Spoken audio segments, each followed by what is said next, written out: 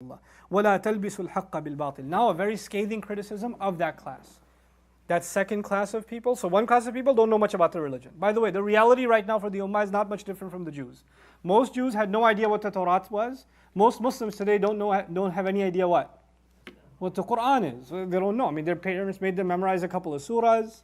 They maybe like recited the whole thing to a sheikh once when they were kids. And the moment they did, الَّذِي يُوَسْوِسُ فِي صُدُورِ النَّاسِ مِنَ الْجِنَّةِ وَالنَّاسِ, that's it. This book, I don't have to deal with anymore. I have graduated out of the Quran and I can do the rest of my life now. Right? I don't have to deal with the Quran anymore. The Quran was just a ritual that you pass through and then you move on with your life. And it's not their fault. That's just a culture that developed. Our job is not to cry about that culture, but it's to do something about that culture. It's to help that culture and to lovingly raise that culture. But here's what happens. The other class of people, there's this massive, most people don't know the book. But that means there's a small group of people that have done some Arabic study, they've done some sarf and nahu, they've done some tafsir study, they've maybe even gone to get a degree in Islamic studies. Is that the majority of the Ummah or the minority? The minority of people know something about Islam. They know, some know a lot, some know a little, but if you put all of them together in one group, there's still a very small population of the Ummah, right? The problem is this small population of the Ummah is actually now in a very dangerous position. Because they are leading basically the blind. They're leading the blind. And they can, whatever they say, people say, well, I follow him. Whatever he does, whatever he says. People come up to me all the time, hey, Ustad, what do you think about Islamic banking? And I say, I don't think about Islamic banking. No, but what do you do? I say, that's for me to do. No, but just what's your thought on it? I was like, I have a lot of thoughts on it sometimes, but I'm not going to tell you. What? No, I'm not asking you for a fatwa. I was like, yeah, because I wouldn't give you one anyway. I'm just saying, what's your preference? You see, you're asking me for my preference because you feel that my preference must be based on some exhaustive religious learning, and therefore if I tell you my preference, that'll be good enough for you. That's why you're asking me, which is basically a fatwa. That's because you're asking my religious judgment for myself. If it's good enough for me, it must be good enough for you. The problem with that is, that's not my area of specialization. That is a matter of Islamic law, and a very complex piece of Islamic law. Something that I'm certainly not qualified to delve into. If I have a question about it, I'll go to certain scholars and ask them. I can point you to them. I can tell you, here's the scholar I would ask. Here's the person I'd have a discussion with. But you're going to have your own discussion. You're going to have to learn that yourself, for yourself. If I started just openly saying my opinion about anything, there are people who say, and I've met those unfortunate people. I love them, but I also feel sorry for them. I just listen to Nouman Khan, I don't listen to anybody else. What is your problem? Listen to everybody else, please. This religion, first of all, is way too big for one person. It's way too big. And I don't even teach the entirety of Islam. I teach a very, very specific piece of our deen. I'll try to learn it and try to teach whatever I can of it, the Book of Allah. Like, there are people that I go to study hadith when I have a question about hadith. I don't comment on hadith much because I don't feel qualified. It's not my area. I learn it, I study it, I sit with ulama with it, but I wouldn't teach it because that requires it requires a kind of brain capacity that I just don't possess. That's extremely intelligent people that are qualified to teach that subject. I wouldn't count myself among them. Allah actually made the Quran easy. وَلَقَدْ يَسَّرْنَا الْقُرْآنَ, especially to give reminder, لِلذِّكْر, and that's what its role was. So your job and my job is to be that more educated class. Now if we don't have that, then now this criticism that we're about to read is of the knowledgeable class of people. So if myself included, those of you that are learners of Islam, those of you that are learning Arabic, tafsir, Quran, hadith, sharia, whether you're in an Islamic university or you're getting ijazah from a sheikh, or you're doing like tafsir halaqa, or you're studying and you've done it for a couple of years, these are the ayat about us. Allah is talking to the Jews, but He's never just talking to the Jews. He's always talking to us through them. This is the ummah that's on trial now. وَلَا تَلْبِسُوا الْحَقَّ بِالْبَاطِلِ. Don't dress and disguise the truth using falsehood. This is actually the word haqq means four things, but I'll start with one of the meanings, truth. Allah is describing a very particular strategy. Something is true. The Torah is true. you're going to disguise it with falsehood. And the word for disguise, talbisu, comes from the word libas. I think everybody here knows what the word libas means. What does libas mean? Clothing. Clothing. Don't put the garment, the clothing of falsehood on the truth. When you put clothing on, some parts are hidden and some parts are exposed. The face is exposed, but the body is hidden. For example, right now my hands are exposed, my arms are hidden. This is libas. Don't keep some parts of the truth so your conversation, your evidence, your discussion is still convincing, and then mix in with it your corruption. It's very easy for people who are knowledgeable in religion to quote half the text, or to quote one ayah or one hadith to make their point and not talk about how there's another ayah and another hadith that balances this point. There's an entirely other set of principles that you conveniently didn't mention, and you used good evidence, but you disguised it with falsehood. You understand? It's very clever, but it can be done. For example, about the Quran, we already read, يُضِلُّ بِهِ كَثِيرًا وَيَهْدِي بِهِ كَثِيرًا. Allah misguides by means of this book many, and He misguides the corrupt, right? We read this before. It is very easy for me to say, the Quran hates women. Let me tell you why. And I could quote like 40 ayahs. I could do it. If I wanted to, I could do it. And because I've been studying Quran for a long time, so if enough waswasa shaitan did to my head, I would totally do it. And then on the other hand, I could give a lecture and say, the Quran loves women. Let me tell you why. And I could quote another 40 ayat. I could do that. I'll be very convincing too, let me tell you. I'll pound my head and like give a really emphatic speech, and people will take a clip of it on YouTube and throw it up and say, see, the Quran says women are cursed, or something. But you know what? As convincing as that is, I would be manipulating the text. I would have to keep some parts out, skip some things. The only people who'll notice that I'm doing that are who? Other scholars, people of knowledge. Most people will realize it or no? Nope. And when other scholars try to correct what I say, then the most people say, oh, you're just jealous. Right? Isn't it possible? There are people I've recently met or debated, a couple of years back actually, who basically said Islam declares war on all non-Muslims. And they had 40 ayat in their lecture. Ayah after ayah after ayah. Very powerful. And I'm listening to this speech and I'm going, wait, you're not quoting the next part. You're missing what are you doing? But if an 18-year-old is listening to this, قال الله تعالى كذا وكذا وقال. By the end of the speech, you're like, Allah says we hate non-Muslims. I totally hate non-Muslims. And he got so much dalil, man. He got so many ayahs he quoted. Yeah, you could quote. But when you don't give the text justice, you can disguise the truth with what? Falsehood. You have to let the Quran speak for itself.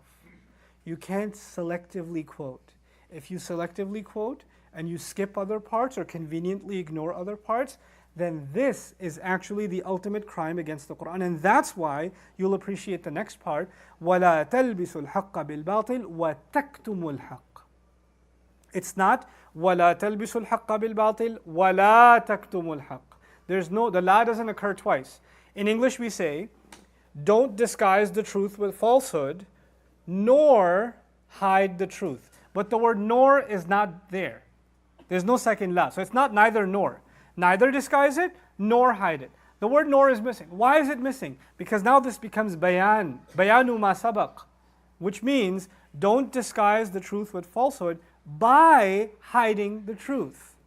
The ultimate way to disguise is to actually conveniently skip certain things, to not mention certain things, to overlook certain things. And this is actually a very serious disease in the ummah today. Very serious. You know, there are, I won't blame groups of people, so I like to keep things as general as I can. I am a student very much, but I'm an annoying student. I'll tell you that much about myself. I'm sure you find me an annoying teacher, I'm a much more annoying student.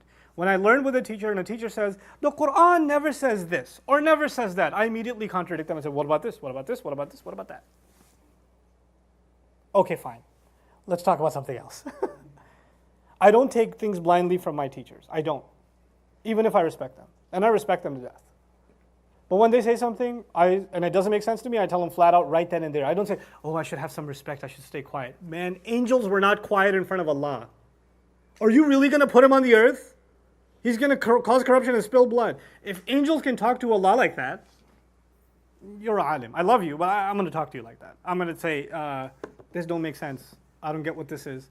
How can you make this conclusion? How do we draw this conclusion or that conclusion? So what's happened is I'm very blunt, right? And I don't do this openly, of course, ever. It's in private settings, right? So I'm sitting with a scholar, learning from him or her, and then they'll say something and I'll ask them, and I'll ask until I'm satisfied. And a lot of times my blunt questions, I get put in my place, most of the time anyway, right? So what happened though, one time, I want to share a story, and I'll keep the details so ambiguous so that you don't get to wonder and blame who it might have been. Okay, so I'm going to keep it as general as I possibly can. So I'm in this gathering of scholars. I'm the only non-scholar there, and I look like it too, okay? I don't even know what I'm doing there. But I brought up the ayah about hitting women. I had just studied it that morning with another scholar, because I had questions about that ayah, and I was convinced what it's about, and this is not a halaqah about that. But anyway, I was convinced of what that is about and how it's not actually an open license to hit women or anything even close to that. And I studied it carefully with this other scholar, and I sat with this group of ulama, and I just wanted to see if I could stir some trouble because I was bored. So I was like, yeah, I was studying this ayah today, and I learned certain things, and here's what I learned. And they're all like, so what did you learn? And I said, well, it means this, this, and this, and it doesn't actually mean that you can just hit women. You know, that's not what it's saying. And to my surprise, this group of scholars said, yeah, of course. That's not what it's saying at all. And I said, and at that point, I couldn't hold it. I was like, but if that's not what it's saying and you're agreeing with me, how come you've never said that before? Because I've heard you guys and your larger group say things to the opposite effect. Why don't you ever share this conclusion with anybody? And the answer was, well, the people aren't ready to hear that yet. And I said, people aren't ready for the Quran? From scholars? What in the world does that mean? Well, you know, people are accustomed to doing things a certain way. If they hear these things, they might take it out of context, and they might, you know, women might get out of hand. Like, oh, thank you. I'm going to leave now before I throw up. You know, hiding the truth because you don't think it's suitable? Because you don't think it's socially acceptable? Or because your group doesn't like to think this way? Or you might end up disagreeing with the rest of your clergy? There are people who graduate from a certain school, a madrasa, whether it's in Egypt or in Pakistan or in Bangladesh or in Saudi or in, you know, in Jordan, doesn't matter. Somebody graduated, got a degree in Sharia from their school. They did their later studies and they decided that some of the things they learned from their school, they don't agree with anymore. They don't agree with. They're not in agreement with this fatwa or that fatwa of their school of thought. They still won't say anything. Your job as a scholar is loyalty to your school or loyalty to your deen. Loyalty to what you learned, the truth, the evidence, the word of God, the words of your Prophet ﷺ, or your school of thought. What are you here to defend? What are you standing up for? Well, I wouldn't want to, you know, because our elders wouldn't like. Your elders? Who's more elder to you? Who has more seniority to you? Where's the majd of Allah when it comes to this? Our loyalty is to the word of Allah. Some young guys came to me, they're studying traditionally, and I envy them. If Allah has opened the doors for you to study the tradition, please do. But wallahi al-azim, don't forget one thing. As much as you love your teacher, as much as you love your shaykh, as much as you love the one you're getting your ijazah from, and you have loyalty to them, disagreeing with them is okay, so long as you are absolutely convinced. And if you're not convinced of what they're saying to you, in light of what you've learned, your loyalties must remain with the truth. Don't become وَلَا تَلْبِسُوا الْحَقَّ بِالْبَاطِلِ وَتَكْتُمُوا الْحَقَّ. Don't bring that into this ummah. It will only bring about destruction. Because then what will happen is you will mindlessly defend your school of thought. And they will mindlessly defend theirs. How dare you disagree with my shaykh? How dare you disagree with my shaykh? Everybody's defending their school. Nobody's defending the deen of Allah. That's what will happen. That's what will happen. And it's the sad tragedy of it is, the very ulama that they claim loyalty to, the senior ulama of most of these madaris, you will find they are far more open, far more intellectual, far more like permissive and broad in their thinking, and their students down the trickle become more and more rigid. That's crazy. The higher up you go, you don't get more rigid, you get more open. You get more more courteous. There are people I met in one group, for example. I don't name groups, and don't use your imagination. People I met in one group, first time they met me, the way you dress like the kuffar. You have no knowledge. You have this. You have that. You have the. And they just trashed me. You should never even speak. I was like, thank you, Jazakallahu khairan. I'm gonna go finish my salah now. I prayed behind them actually that day. I was at an airport. Then later that month, one of the most senior ulama of that group, worldwide known, I ran into him at the airport. And he's sitting next to me. And he goes, "You look familiar." I said, "A lot of people tell me that." And he says, "Wait, my daughter watches your Quran things on her iPad." And I said, "Maybe." And he said, "I listen to it too sometimes, it's very good." And we started talking about Quran for like an hour at the airport. And then he said, "Come to my madrasa sometime." And I got really scared because I'd met people from that school who told me I'm pretty much a kafir.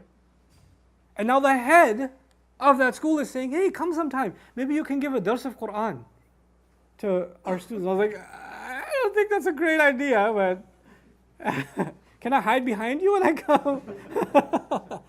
What you learn is people at the top are actually merciful, wise people, but they're surrounded by this labsul haqq bil batil. It's so sad, And it's really tragic that we've become this way. But this is something that was passed down from the Israelites. We're not supposed to follow this unfortunate legacy. Now, this is la talbisul haqq bil batil, the meaning of truth. The second meaning is purpose. Haqq also means purpose. Don't disguise purpose with purposelessness.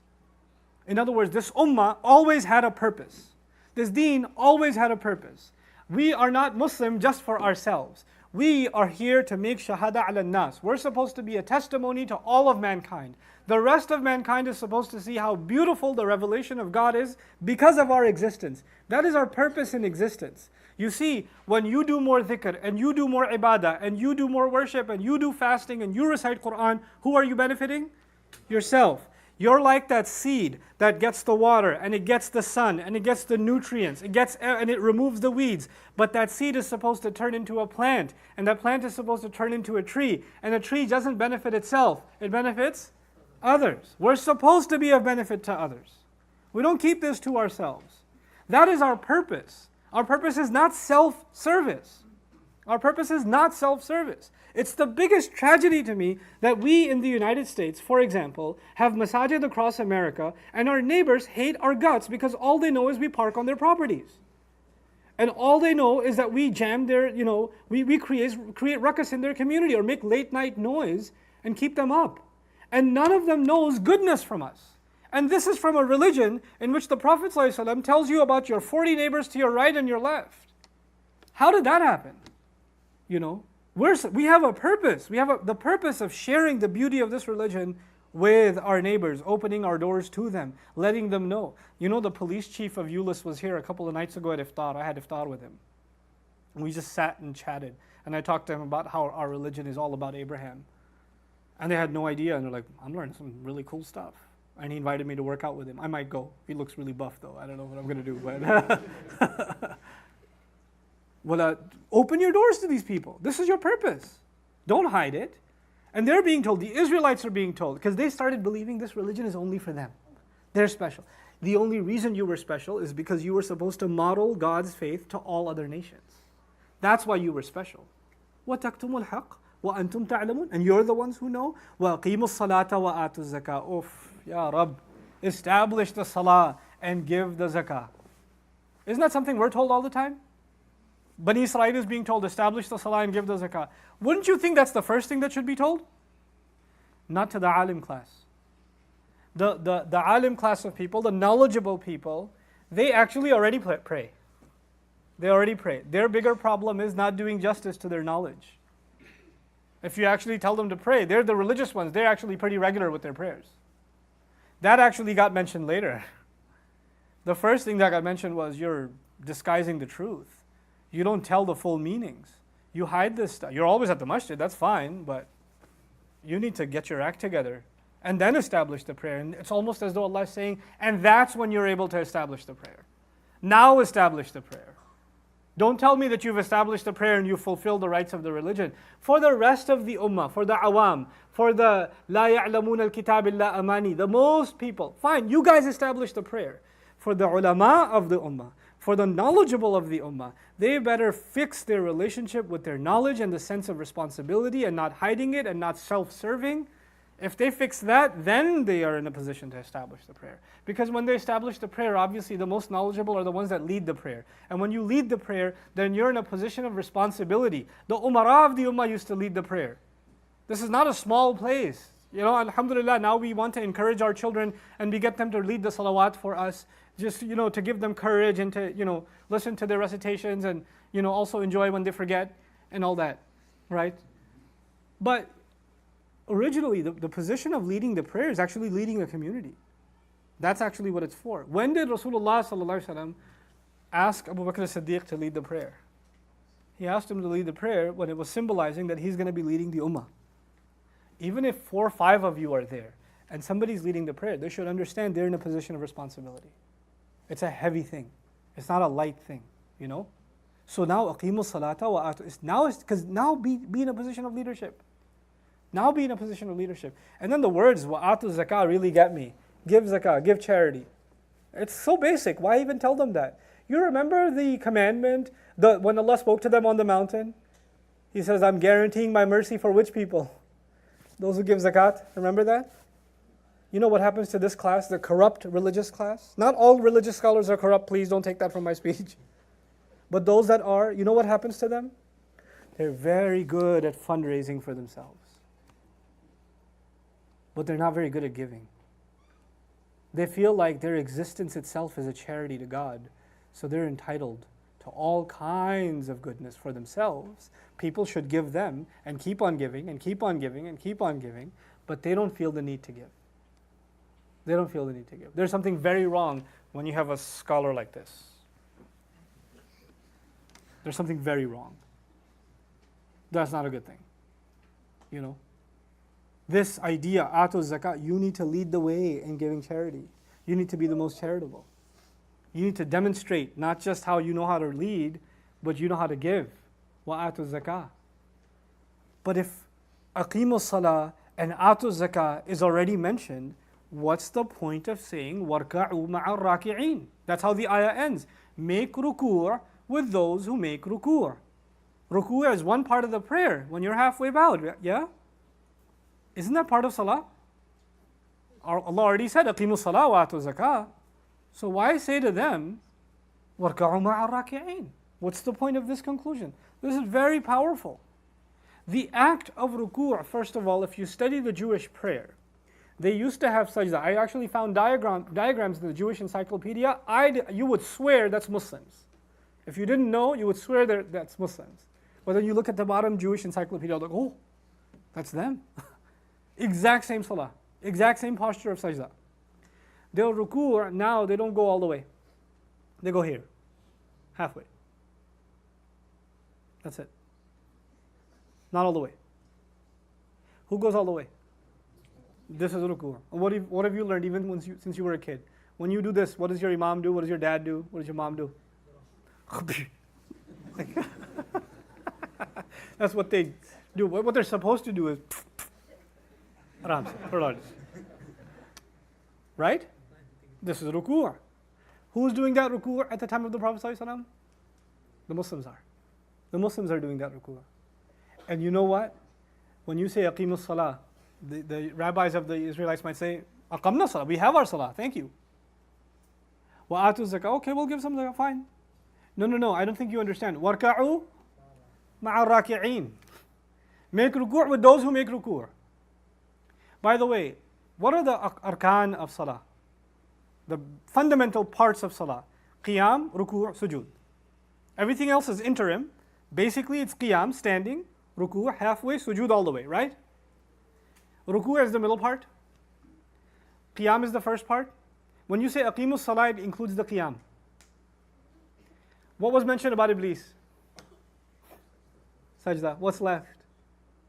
Ruku'. The conversation about salah is actually being completed in pieces.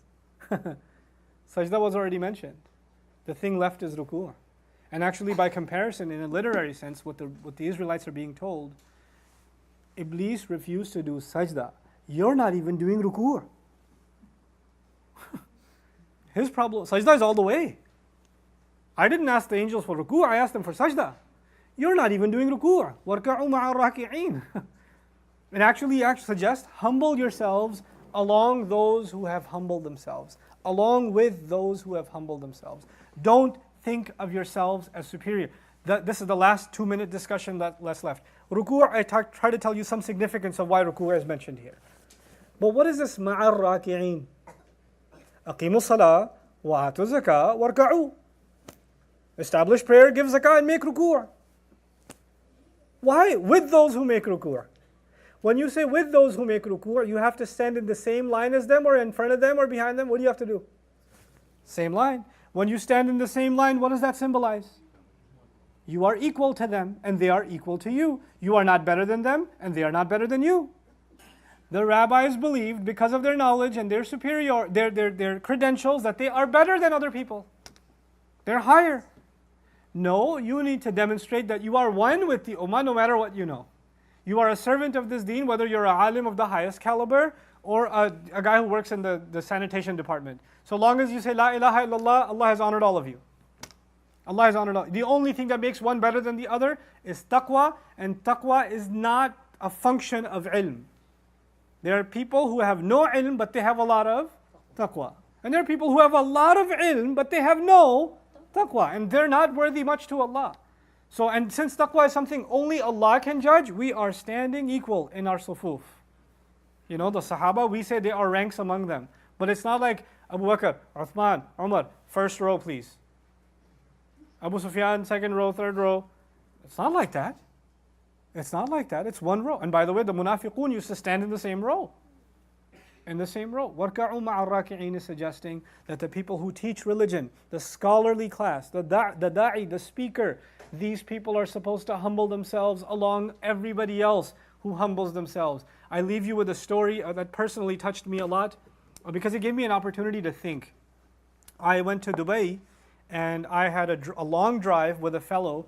He was from Pakistan. He's been living in Dubai. He sends all of his money back home to his family. That's the story of a lot of people, right? So he drives this car and he's driving me to the hotel or whatever, and we just start talking. And he goes, I think I've seen you somewhere. Urdu, he told me. You know, aapko dekha hai pehle. And we just started talking. He had seen me on TV. There was some Urdu stuff I had done. And he'd seen me. We started talking. He goes, you know, I just do this limo driving, cab driving thing. You're so fortunate you get to study Quran, teach Quran. You should make dua for me. You know, I just do this dunya stuff. I was like, listen. Rasulullah says, Al-Kasibu Habibullah. The one who earns a decent living is the beloved of Allah. Is the beloved of Allah. You know, and when qutila duna malihi fahuwa shaheed. The one who was killed protecting his wealth is actually a shaheed. When you earn as Allah commanded you to earn, every minute you spend here and the money you're spending on your family, you're giving, you're constantly in an act of ibadah. You're constantly in worship. Just because I'm sitting in the back here, you're driving in the front here, we don't know who Allah loves more and who is more worthy to Allah. That is not a function of that.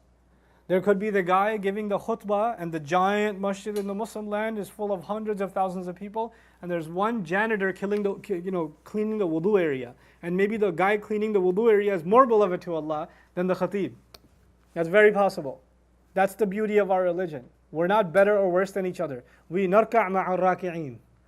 We humble ourselves along with everybody else who humbles themselves. Do not create this class society within the ummah. On the one hand, we are going to continue to respect our teachers and our scholars like we do our parents. Wallahi, the gift they give us of knowledge is a priceless gift. But at the same time, we will not allow that to turn into a class society. Because when that happens, then the same downfall that came to the Israelites will come upon us. May Allah Azza wa Jal protect us from that. Barakallahu li wa lakum fil Qur'an.